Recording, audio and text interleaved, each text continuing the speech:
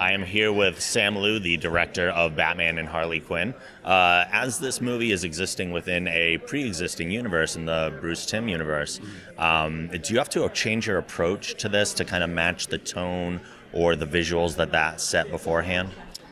I guess the short answer is yes, and it was not just because it was based off of the Batman the Animated Series style.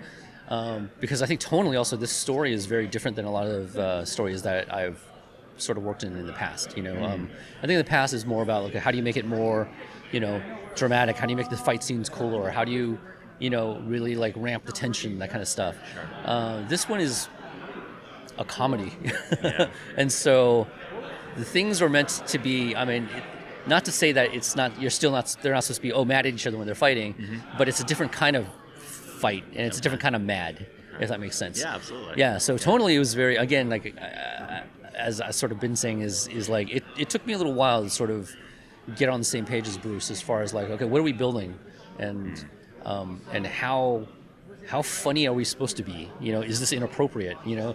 And how dark are we supposed to go? It's not really dark at all, kind of. You know what I mean? Yeah, or it's dark here, but not here, kind of a thing. Yeah. You have a lot of experience as a storyboard artist too. How does that lend itself to your directing style? I think storyboarding inherently for a lot of things is really important. Because especially in action adventure, it helps you sort of edit. It helps you sort of pace, and shots. Because obviously, unlike film, we don't have cameras. You know what I mean? So you don't get 3 takes. And pick, do I want coverage shot? Do I want to hit close-ups, or do I want to do, over the shoulders and stuff like that? So you have to pick. There's no second take, Sure.